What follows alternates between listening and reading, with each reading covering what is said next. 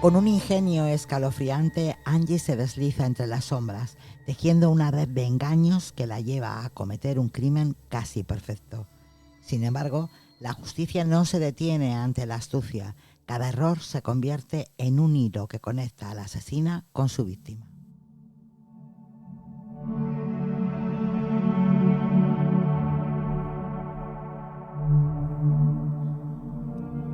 Hoy, en Los Sábados, mando yo el caso de Angie, un asesinato casi perfecto.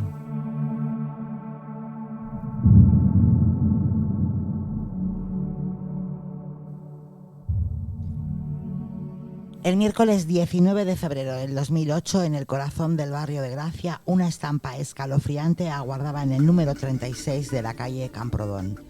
En un bajo alquilado como apartamento turístico, la rutina de una mañana cualquiera se rompió abruptamente. La encargada de la limpieza, quien había cruzado la puerta como cualquier otro día, se topó con una imagen que jamás olvidaría. Sobre el sofá yacía el cadáver desnudo de una joven. Su cuello estaba envuelto en una bolsa blanca de plástico ceñida con precisión mortal por una cinta aislante de unos 4 centímetros de ancho.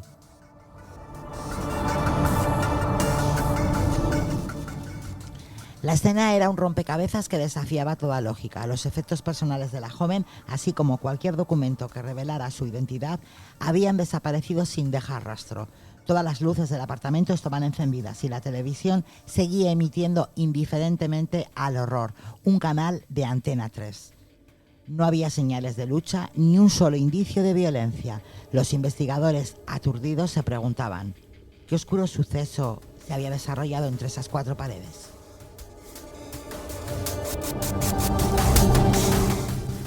Habría sido el crimen perfecto, un plan meticulosamente diseñado durante casi 2 años para cobrar 1 millón de euros a través de una quincena de préstamos y seguros de vida, todos suscritos haciéndose pasar por su víctima, Ana María Páez.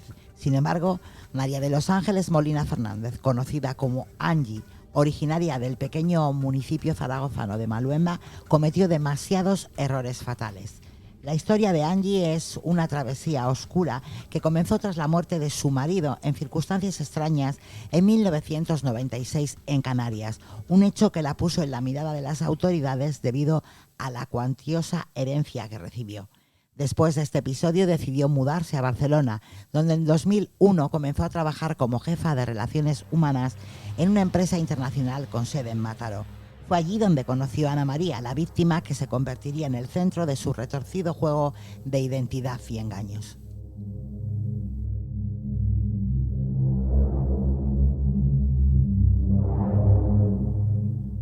Con una astucia fría y calculadora, Angie logró infiltrarse en la vida de Ana, aprovechándose de su confianza y de su propia situación laboral.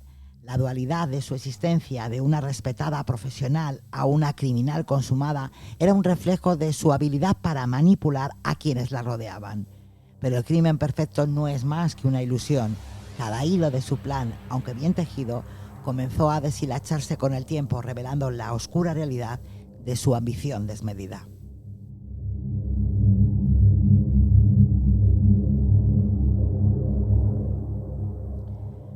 Se hizo amiga de Ana María aprovechando la cercanía que le otorgaba su posición como jefa de relaciones humanas en la empresa. Con astucia y frialdad, Angie accedió fácilmente a sus datos personales, incluyendo el número de su pasaporte y su DNI. Con estos documentos en mano y una peluca que la transformaba en una doble, burló a los responsables de varias entidades bancarias y logró suscribir entre abril de 2006 y noviembre del 2007 6 pólizas de crédito por un total de 102.415 euros, dinero que fue directamente a sus manos.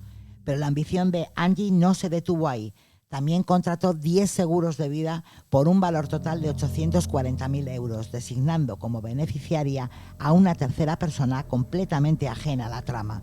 Era un movimiento astuto, un intento de asegurarse de que en caso de que algo saliera mal, el dinero no pudiera rastrearse directamente hasta ella. La complejidad del plan era escalofriante, cada paso medido y calculado, una jugada maestra de una mente manipuladora. Sin embargo, el destino, con su ironía despiadada, estaba a punto de desenmascarar sus mentiras y revelar la oscuridad detrás de la fachada de amistad.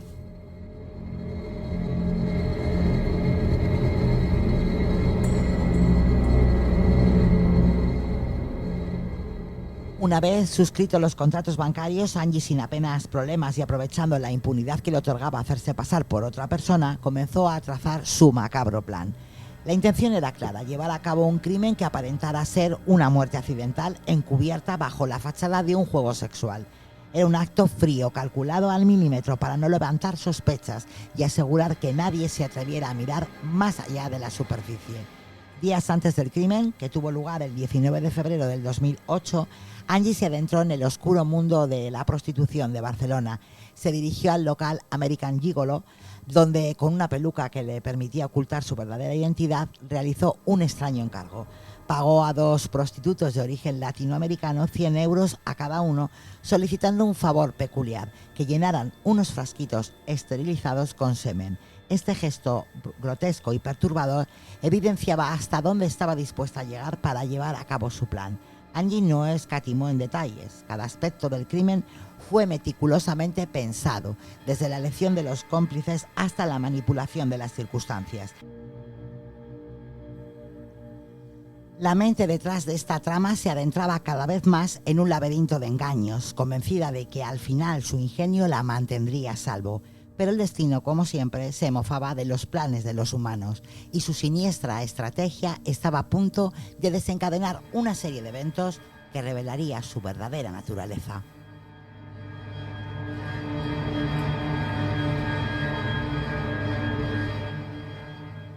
Pese a que los 2 gigolos no comparecieron en el juicio celebrado en 2012, al encontrarse en paradero desconocido, las pruebas fueron contundentes. El ADN del semen hallado en el cadáver de Ana María Páez se correspondía con el de ambos hombres, un detalle que resultó crucial para la acusación. Uno de ellos, durante la fase de instrucción, corroboró el inusual encargo que Angie les había hecho, confirmando así su implicación en el grotesco plan. Siguiendo con su plan meticulosamente preconcebido, Angie arrendó un apartamento en la calle Camprodon de Barcelona a nombre de Ana María, utilizando una tarjeta Visa de la propia víctima para hacer el pago. Era un movimiento audaz que no solo reforzaba su disfraz de amiga, sino que también le proporcionaba el escenario ideal para llevar a cabo su siniestra intención.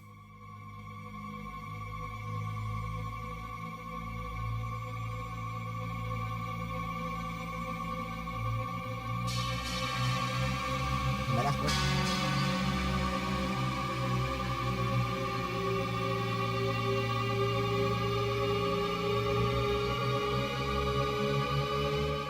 El 19 de febrero del 2008 la trampa estaba lista. Angie había citado a Ana María para cenar en aquel lugar que ella misma había elegido, un espacio que, bajo la apariencia de una velada amistosa, ocultaba su oscuro propósito. La atmósfera se cargaba de tensión, con el macabro plan de Angie a punto de materializarse. Cada detalle había sido cuidadosamente pensado, desde la decoración del apartamento hasta la elección de la comida. Todo estaba diseñado para que la víctima se sintiera cómoda y segura. Sin embargo, tras esa fachada de amabilidad, se escondía una mente fría y calculadora, dispuesta a ejecutar su traición. La cena, que prometía ser un momento de camaradería, se transformaría en el punto culminante de un crimen que había estado en gestación durante demasiado tiempo. El destino de Ana María, una vida marcada por la confianza en una amiga, se vería truncado en un instante, y el eco de esa traición resonaría en los corazones de quienes conocían la verdad.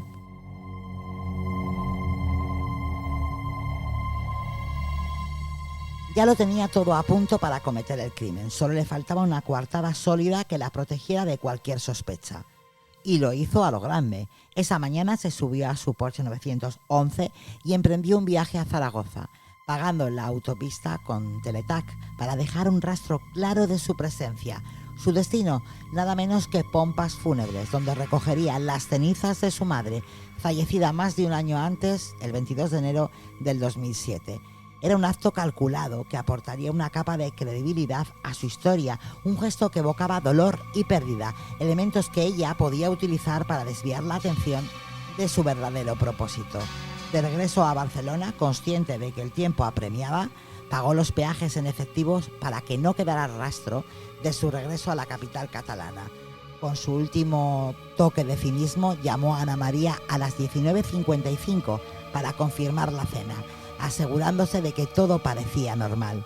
Su llegada a Barcelona se registró alrededor de las 8:30 de la tarde, un dato que se corroboraría a través de la triangulación de su teléfono móvil, un detalle que, aunque insignificante en su mente, se convertiría en una pieza clave del rompecabezas que los investigadores estaban a punto de desentrañar.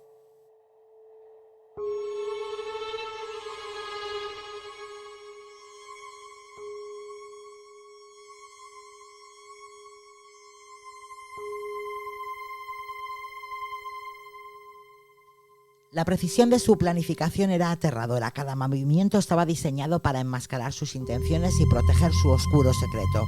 Pero la historia de su traición estaba a punto de desarrollarse, revelando la verdad detrás de la coartada de una mujer dispuesta a todo por dinero y la ambición. Creyendo que su coartada la blindaba ante cualquier posible investigación, Angie se dirigió al apartamento con la mente fría y calculadora. Una vez allí, la encontró en el sofá desprevenida y confiada, sin imaginar que su amiga se había convertido en su verdugo.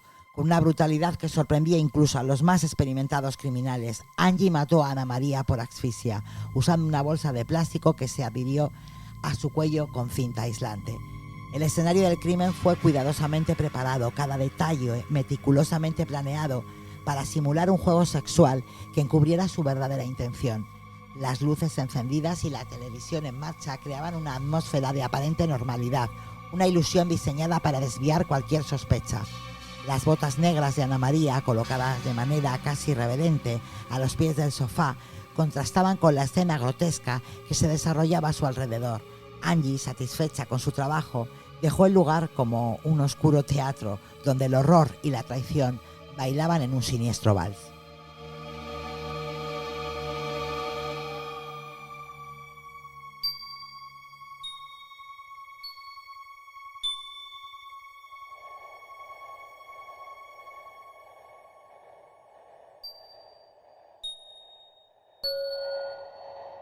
Al cerrar la puerta tras de sí, se alejó de aquel apartamento sin saber que cada acción, cada lección comenzaba a dejar huellas que la seguirían. El destino, implacable y voraz, se estaba preparando para desenmascararla y la verdad, oculta entre las sombras, aguardaba su momento para salir a la luz. El mismo día del crimen, justo antes de emprender su viaje a Zaragoza, Angie hizo una parada en una entidad bancaria de Mataró. Allí, con el rostro alterado por la ansiedad y la determinación, se acercó al cajero automático y, utilizando una peluca que le otorgaba la apariencia de su víctima, retiró 600 euros de una cuenta que no le pertenecía. La escena quedó grabada en las cámaras de seguridad, un testigo mudo de su ambición desenfrenada.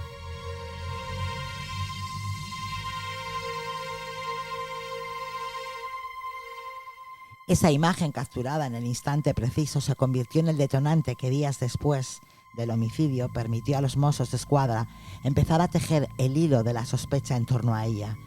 El subinspector Josep Porta, quien dirigió la investigación, recordaría con claridad el momento en que la grabación apareció en la pantalla, un destello de luz en medio de la oscuridad del crimen. También se halló una peluca con restos de Angie en el escenario del crimen. Ese simple objeto, insignificante a primera vista, se convirtió en un hilo conductor que unía a la acusada con su traición.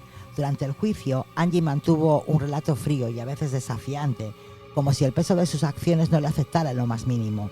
Con una desfachatez desconcertante alegó que tenía muchas pelucas y que Ana María se le había pedido prestada, pero sus palabras resonaban vacías en la sala, como el eco de un intento desesperado por desviar la atención.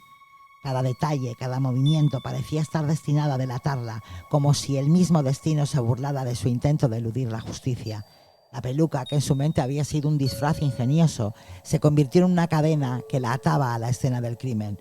Angie había creído que su ingenio podría llevarla a la libertad, pero la realidad era más astuta que cualquier plan que ella pudiera haber imaginado. Y así, en el juego mortal que había orquestado, las cartas estaban comenzando a caer, revelando la mano de una traidora en un tablero de venganza y ambición. Otros fallos clave que cometió Angie y que finalmente le costaron la condena fueron tan evidentes como desastrosos. Su historial de búsquedas en Internet sobre gigolós se convirtió en una herramienta incriminatoria, alimentando la hipótesis de que había realizado un encargo a los dos prostitutos. Aquella curiosidad malsana no hizo más que confirmar la sospecha de los investigadores sobre sus intenciones, revelando un camino de premeditación que se extendía más allá de lo que podía imaginar.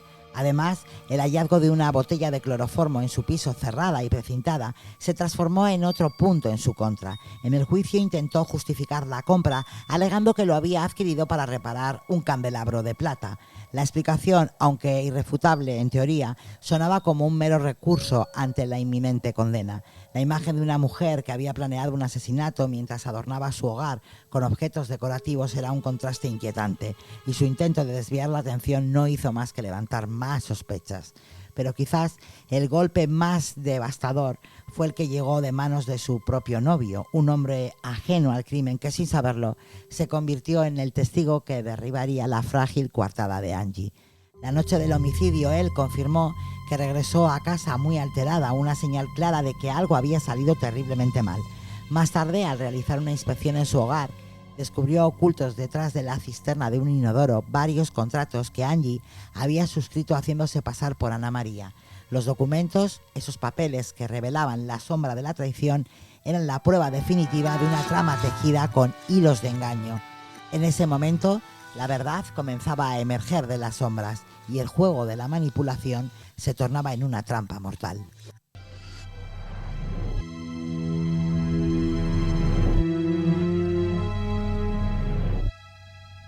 En el oscuro laberinto de mentiras que Angie había tejido, cada paso que daba parecía acercarla más a su propia condena. En su casa, la policía localizó una tarjeta Visa a nombre de Ana María, la misma con la que pagó el alquiler del apartamento en el que se había cometido el crimen. El propietario del inmueble no tardó en identificarla como la mujer que había arrendado el piso en la calle Camprodon, un reconocimiento que la incriminaba aún más, enredándola en una red de pruebas irrefutables. Además, los investigadores encontraron documentos relacionados con la beneficiaria de los seguros de vida que había suscrito a nombre de Ana María. Usando el pasaporte de una mujer que había encontrado en una copistería, Angie había puesto a otra persona en la línea de fuego, imaginando que podría apropiarse de una fortuna tras llevar a cabo su plan macabro. La avaricia de la ex jefa de recursos humanos parecía no conocer límites, y su deseo de enriquecerse a costa de la vida de su amiga la había conducido por un camino sombrío. A medida que las evidencias se acumulaban, los Mossos d'Esquadra empezaron a ver el panorama con mayor claridad. La división científica realizó un análisis grafológico que terminó de desmoronar la coartada de Angie. La letra de las firmas en las pólizas de vida y los créditos que había suscrito, presentadas como si fueran de Ana María, resultaron ser en realidad una mera imitación de su propia escritura. Este descubrimiento fue el golpe final que confirmó lo que ya muchos sospechaban. Angie, en su afán por jugar a ser otra, había dejado un rastro de errores que la llevarían directamente al banquillo de los acusados. Cada documento, cada firma falsificada se convirtió en una cadena que la ataba a un crimen del que no podría escapar.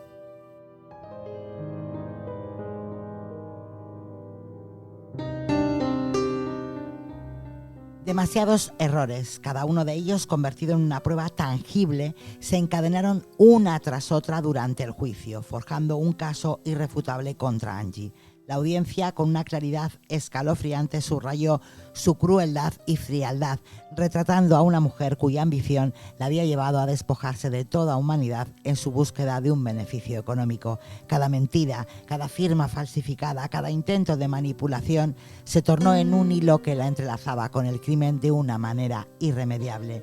No se podrá saber nunca cómo logró ponerle la bolsa en la cabeza, ni si la víctima se resistió. La escena, ensombrecida por el silencio de lo inevitable, dejó muchas preguntas sin respuesta. En el juicio, la audiencia de Barcelona, con el voto en contra del presidente de la sección segunda, condenó a Angie por asesinato. La decisión se basó en la conclusión de que la mujer había adormecido a Ana María con una sustancia o producto cuya naturaleza nunca fue identificada.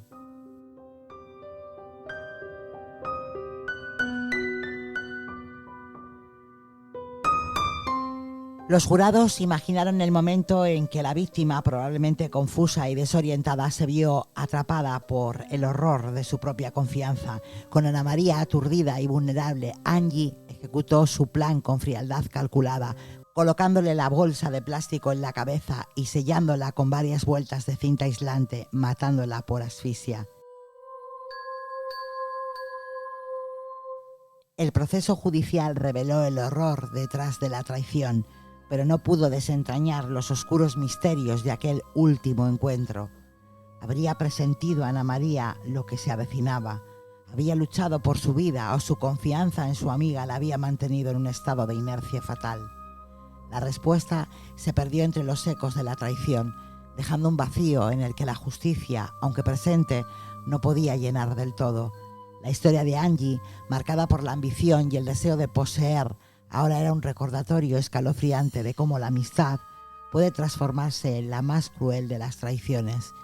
Sin embargo, el Tribunal Supremo atendió el argumento del presidente de la sección segunda de la audiencia, Pedro Martín, ya fallecido, y determinó que no se podía condenar a Angie por asesinato, sino por homicidio. La razón de esta decisión radicaba en la falta de pruebas concluyentes que demostraban que había aturdido a Ana María para que no opusiera resistencia. El análisis del cadáver no reveló restos de ninguna sustancia que pudiera haber sido utilizada para adormecer a la víctima, lo que sembraba dudas sobre la narrativa de la acusación. De manera inexplicable, como se apuntó en el fallo, no se analizaron las muestras recogidas de las uñas de Ana María que acreditarían algún tipo de reacción defensiva, una omisión que resultó crucial en el juicio. La decisión del Tribunal Supremo iluminó las grietas en la acusación, dejando a la sombra la figura de una mujer que había orquestado un crimen de traición con una meticulosidad escalofriante. El giro en el veredicto significaba que Angie, en lugar de enfrentar una pena por asesinato, sería condenada por homicidio, un cargo que, aunque serio, no llevaba la misma carga moral y penal. El resultado provocó un murmullo de incredulidad, descontento en quienes habían seguido el caso. La ambición desenfrenada, el engaño y la manipulación que habían marcado la vida de Angie no recibirían el castigo total que muchos consideraban merecido. La verdad seguía deslizándose entre los dedos, dejando un rastro de preguntas sin respuesta.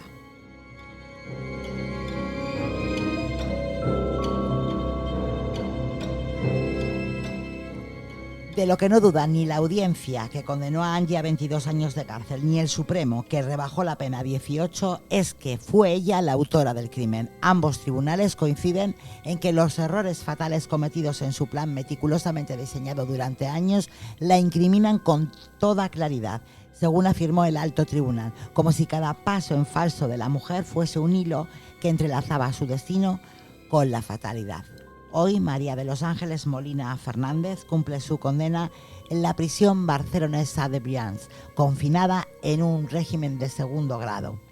No hay expectativa de que obtenga el tercer grado o algún tipo de permiso, ya que hasta la fecha todos los informes de los servicios penitenciarios han sido desfavorables. Entre las frías paredes de la prisión, Angie aguarda su destino, su mente atrapada en un ciclo de recuerdos y ambiciones truncadas. El horizonte de su libertad se asoma en marzo del 2027, un día que, a pesar de parecer un faro de esperanza, también representa un largo y penoso tiempo de reflexión sobre un crimen que había sido casi perfecto en su concepción, pero que se desmoronó ante la inexorable mirada de la justicia.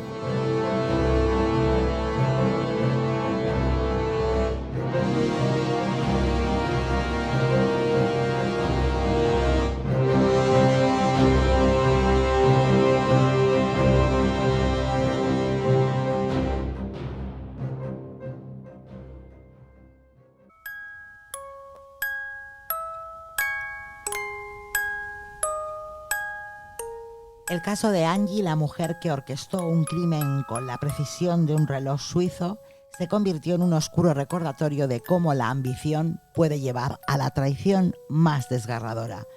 A medida que se aproxima su fecha de libertad, el eco de sus acciones resuenan en la vida que destruyó, especialmente en la de su víctima, cuya sonrisa quedó atrapada en un pasado que Angie intentó borrar con violencia y engaño. El eco de su traición y la sombra de Ana María Seguirán persiguiéndola, recordándole que la avaricia, por muy astuta que sea, rara vez escapa a las garras del destino. Me llamo Sonia y los sábados mando yo.